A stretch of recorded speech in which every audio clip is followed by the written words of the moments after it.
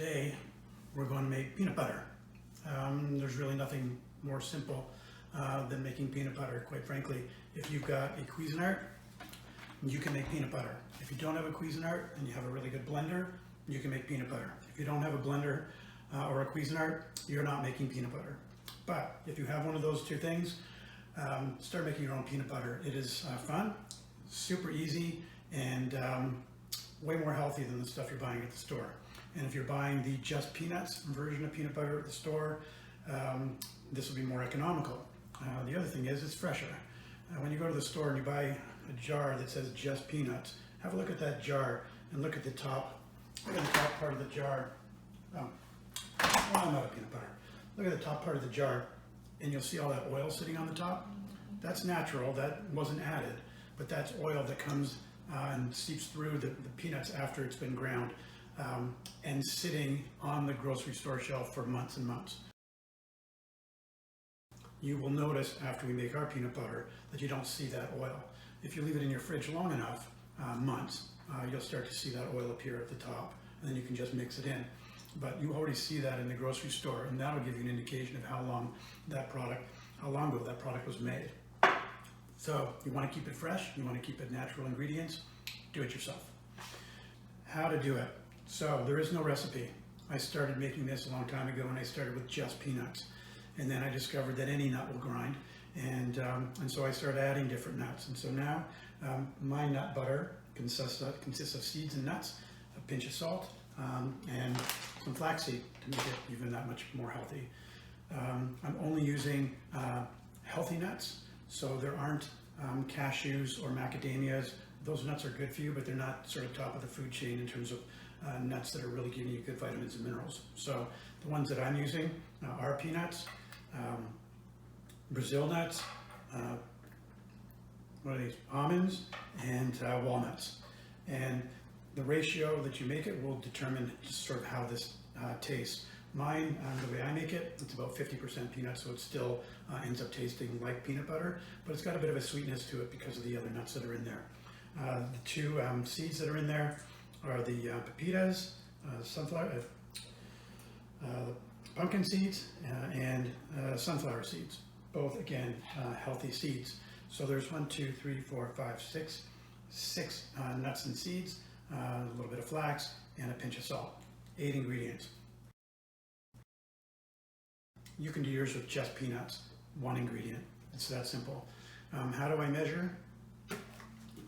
I got an old container of nuts, and I've made lines on it.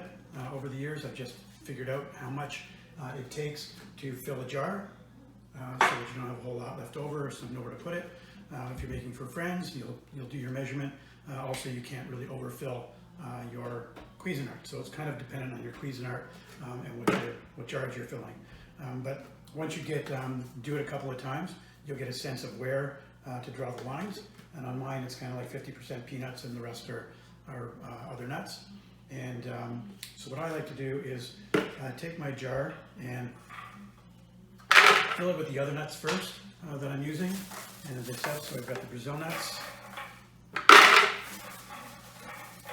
high in selenium, so these are super good for you.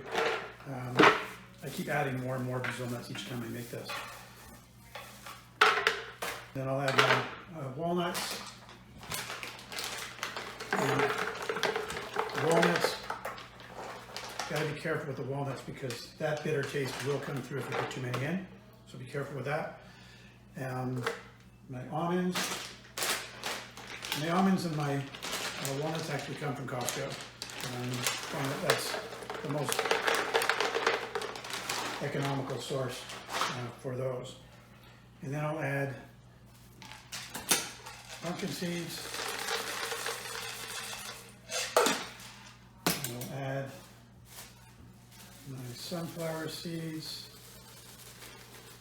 From last time, I'll add what I have here on this table.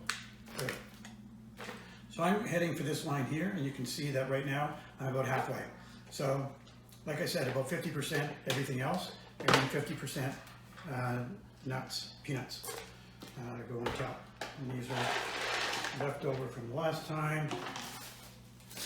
And these are the new peanuts that I just picked up. The other thing I should mention is everything that I'm using is salt-free, and that way you can control how much salt you're putting in. I only put a little tiny bit, you'll see in a minute, but I only put a little bit in. If you're using a seeded or salted nut, then it's going to be way too salty. So you want to start with no salt on any of your nuts, dry roasted or oil roasted, and again, up to the line, which we are. We're not just quite under the line, and I'm going to take the last handful of nuts because I like my peanut butter crunchy, and I put in, use my mortar and pestle, give it a nice crunching. The trick is remembering to put this in before you take the peanut butter out of here. Yeah, I sometimes forget that. Now that we've got all of that in there, we've got our peanuts in there, and a little bit more up to the line. Everything goes in. As long as you get the lid on, you're okay. If you can't get the lid on, you're in trouble. And then I put the flaxseed in. I just sprinkle, I don't know, probably what amounts to 3 or 4 tablespoons. Salt, like I said, is really just a pinch, maybe half a teaspoon if you're measuring. But around here, I don't measure. In fact, the other day, my daughter was over and she went looking for a measuring spoon and couldn't find one because I got rid of them. I don't use them anymore. I don't bake. Baking is what you need measuring spoons for. Cooking, not so much. And you'll see from all the videos we talk about here in my kitchen, you'll never see a measuring spoon in here. You just don't need it. Okay, and then we'll turn it on.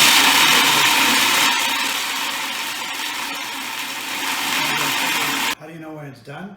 It'll go through this grinding motion. Then it's going to start forming like a big ball of what looks like a big ball of Play-Doh or something inside it. It'll swirl around, or more like pizza dough or something like that. And then it will settle down and you'll see it start churning away and it starts softening and softening and softening. And then you keep letting it grind for another minute or two after that until it's what looks like essentially a liquefied form.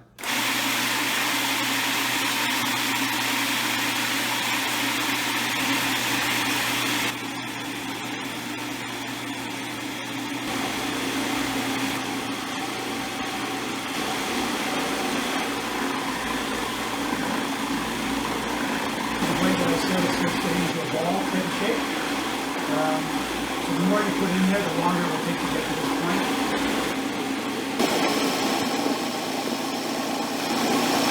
It's been swirling around there in a liquefied form for a couple of minutes. Time to turn it off. And have a look.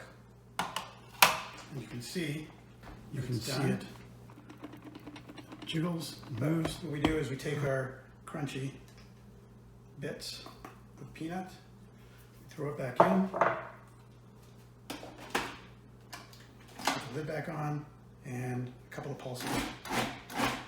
Just 3 little pulses like that, 4 pulses.